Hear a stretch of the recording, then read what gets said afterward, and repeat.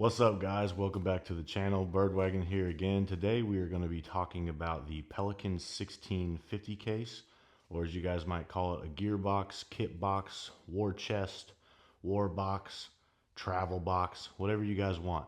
So I picked one up yesterday for 100 beans. That's right, just $100. These are traditionally $400 boxes. Crazy tough, TSA approved, tons and tons of space. They make tons of accessories, and that's going to be kind of the main focus today. So Pelican makes accessories. There's like a color something website that makes different colored handles and locks and things like that. Today we're going to be talking about lid organizers, because after I got this yesterday, immediately the first thing I wanted to do was get online and buy all the different pockets and things that I can do to add more efficient storage space to my gearbox.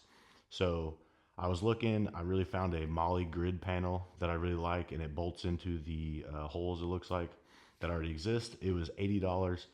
There was a Velcro pocket sleeve. I think that was $60 or $70 as well on Amazon. And some were mesh so you could see through, some were blacked out, you couldn't see through, which is fine. Traditionally, if I was going to put stuff in different pouches on the lid and I want to know what's in there quickly, I do like the clear things or something that's easily identified.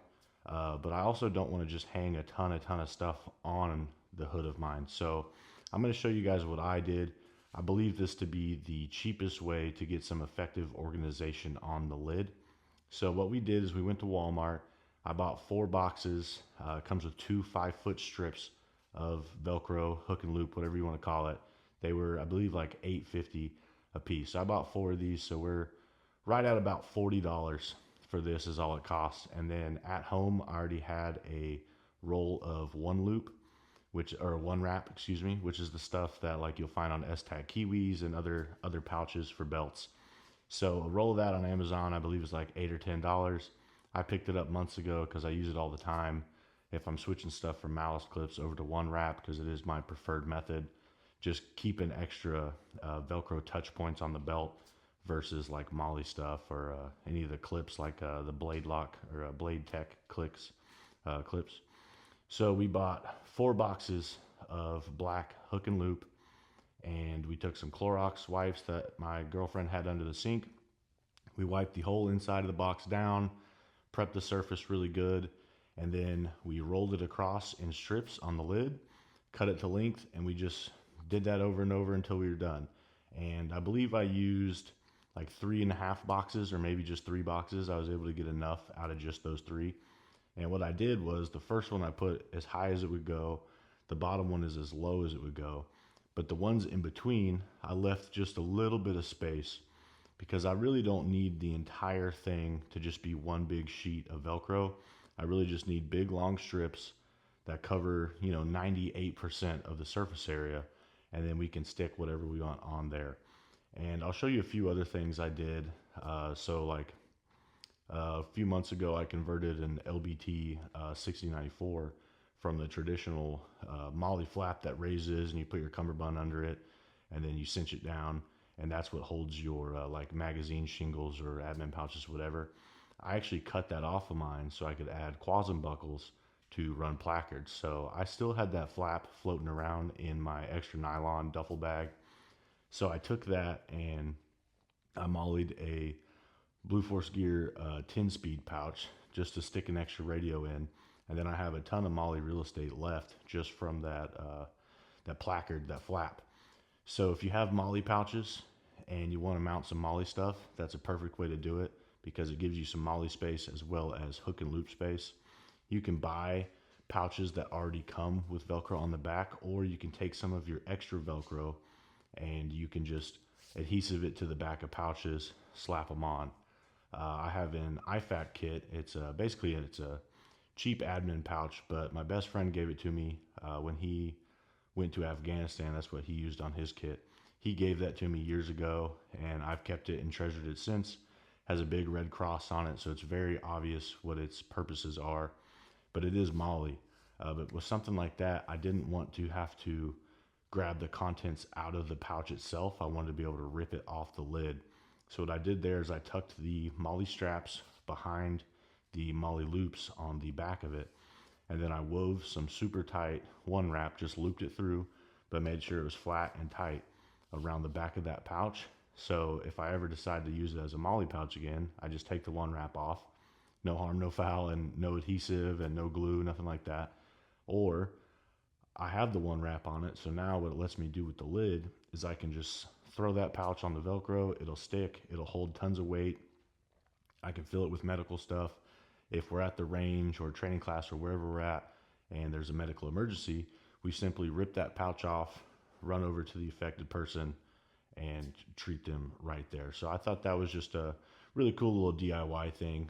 Instead of buying a different IFAC that is, a tear off.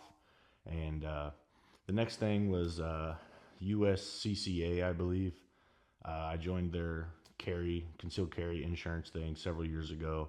They sent out a free pouch that had tons and tons of stuff in it, and it has a molly backer, and then it's actually covered in loop on the front side, and that pouch rips off. So I just ditched that backer, and what I use for that pouch is, now that we have the whole backside covered in loop, I'm pretty sure it's going to hold tons of weight. So I threw pasters, extra staples, batteries, and my stapler in that whole pouch. So whenever I need it at the range again, rip the whole pouch off, put my targets up, or grab stuff out of it, whatever. At the end of the day, throw it back on. And then the other thing I did was I just threw a shotgun card on there.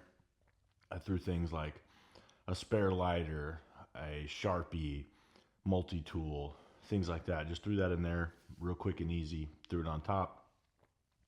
Next thing I did was just add some cool patches to the Velcro wall, stuff that I like to wear and I like to look at just because I think they're cool or they're fun. So I put a few of those up. You guys obviously could just cover that whole thing in patches if you wanted to, especially if you're a police officer or military or anything like that, and you're constantly traveling around and wanting to trade patches with people. That's a really cool place to store them if that's your intent. Keeps them safe, keeps them from getting stuck together, ripping the embroidery up, things like that. So that's a really cool idea, I think. And then the next thing I did was, I am a lip pillow addict. So I always have several cans with me. I use the cans for several different things. They can carry what they were intended for, but they're also cool for storing things like batteries or extra tape or matches or anything like that that you don't really want to get soaked. So you just take that can, you put a little piece of loop on the back of it, adhesive, whatever, or glue it, and then you just throw that on the Velcro. It sticks, it holds its weight, and it's awesome, and it's just easy to grab. So if you're like me, whenever I'm at the range, once I put on my belt, I don't really like to have tons of stuff in like my back pockets or my front pockets necessarily. So if I can ditch some of that stuff and keep it somewhere where I can easily grab it, that's perfect. I have this bad habit. Every time I go to the range, I take my car keys and my wallet out and my phone, and I throw them in my bag. And then when it's time to leave the match or the range or wherever we're at, I can't ever find my keys or my wallet. And so that's just a neat little way to do that. And with this box, you can just throw those in a pouch. You can throw them in the box. It's way easier to see things in a giant empty black box than it is 17 pockets on a range bag. So I'm going to be showing you guys some clips this whole time that I've been talking, and I really hope you guys enjoy it. Make sure you don't forget to add stickers to your box. The other thing I did was I had my girlfriend draw a stencil of just my little identifier code, and I only had green spray paint, so it turned out kind of bad. I'll have to redo that in some white. But that's really easy, guys. You just trace your letters on a sheet of paper or like construction paper, something a little bit stiffer to where that paper's not going to fold in itself or tear. And then you just cut out the letter parts that you want to show with a X-Acto knife. Make sure you have a fresh blade. Cut those out with an X-Acto knife, tape it down, and spray it. So you can do your last name, your first name, last name. You could do a phone number if you wanted to. I probably wouldn't put my address on it, but you can put anything to where people know, like, hey, that's my box, or that's his box, not my box, so things like that. So I really hope you guys enjoyed this video. It was really fun for me to make.